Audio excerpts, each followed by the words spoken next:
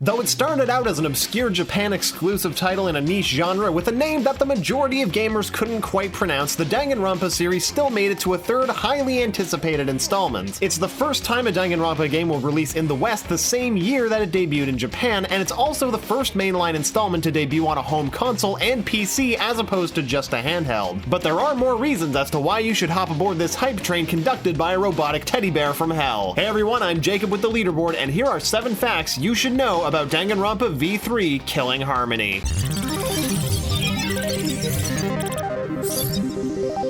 Danganronpa V3, not Danganronpa 3. It's been long established that in storytelling, whether it be a novel, a movie, or a video game, each installment in a trilogy serves as an act of an overarching story. Much like the series has done with its unique style of gameplay, Danganronpa V3 breaks the rules yet again by opting to tell a new story with new characters instead of picking things up from where Danganronpa 2 ended. This was due to a divide in the development team, one side of which wished to continue the story established in the first 2 installments, while the other side wanted to start fresh and get creative with something new. The team found middle ground and decided on a story that would feature a new cast of characters in a new location. It also incorporated elements and characters from the previous titles without requiring a complete knowledge of the previous installments in the series. But just because the third numbered entry in the Danganronpa game franchise didn't finish the story that began in the first 2 games, it didn't mean it would go untold. While Spike Chunsoft was hard at work on the third game, acclaimed Japanese animation studio Lerche was recruited to develop an anime series that would wrap up the Hope's Peak Academy saga, cleverly titled